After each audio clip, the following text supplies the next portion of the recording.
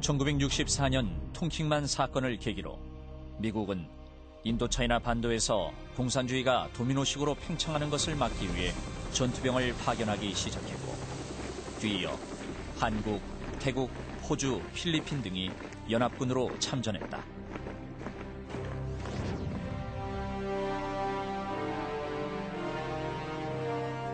미국 참전을 빌미로 월맹 정규군은 드러내놓고 움직이기 시작했으며, 동시에 이를 돕기 위해 중국, 소련, 북한 등 공산국 군인들도 월맹으로 들어왔다.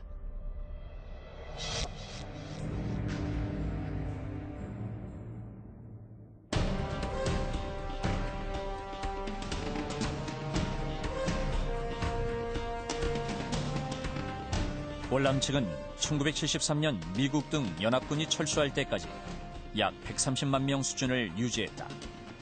반면 월맹 측은 정규군 47만 명과 베트콩, 공산국 참전 병력, 그리고 월맹 협조자 등을 합쳐서 약 100만 명 정도였다.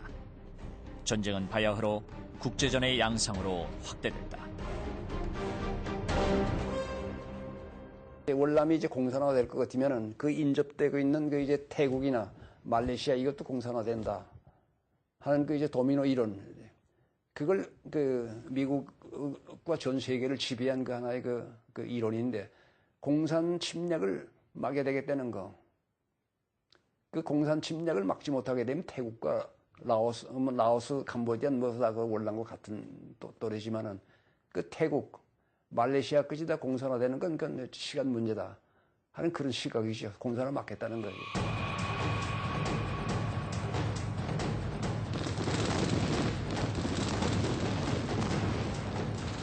10년 넘도록 치열한 전쟁은 계속되어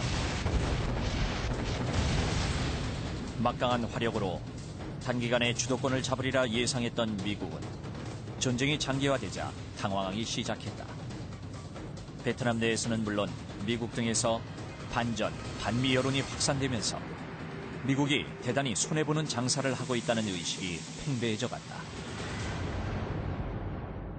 오랜 전쟁 끝에 월맹과 미국 등 12개 나라는 1973년 1월 파리에서 평화협정을 맺게 됩니다.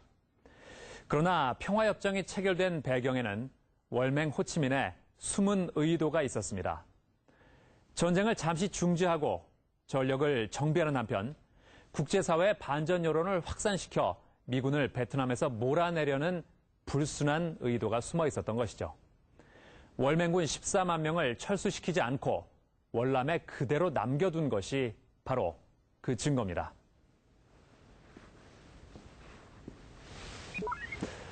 이들이 바로 평화협정의 주역인데요.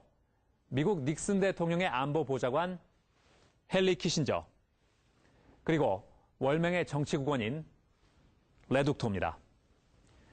키신저는 확실한 휴전을 담보하기 위해 첫 번째, 휴전감시위원단을 만들어 휴전선 등을 감시하고, 두 번째, 월맹의 외무차관이 이끄는 150명의 고문단을 사이공의 인질로 받아넣었으며, 세 번째, 월맹이 휴전협정을 파기하면 즉각 미군이 개입하여 북폭을 재개하기로 굳게 약속했습니다.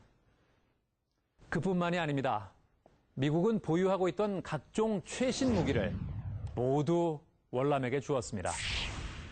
이처럼 철저한 장치들을 마련했기 때문에 키신저는 미국 등 연합군이 철수하더라도 휴전 체제가 최소한 10년은 갈 것이라고 낙관했습니다. 그도 그럴 것이 당시 월맹은 미국의 폭격과 경제 봉쇄로 전쟁 수행 능력을 상실할 대로 상실했고, 식량이 부족해 소련, 중국 및 동유럽 국가로부터 매년 약 100만 톤을 지원받으며 하루 두 끼와 소금으로 연명하는 상황이었습니다. 군사력은 물론이고 경제력 역시 월남이 월등히 앞서 있던 상황. 그런데 결과는 어떻게 됐을까요? 정확히 1년 반 뒤 평화협정은 깨지고 월남은 공산화 통일됐습니다. 해군 군사력 전 세계 3위, 공군 군사력 4위였던 월남이 왜 이렇게 한순간에 무너진 것일까요?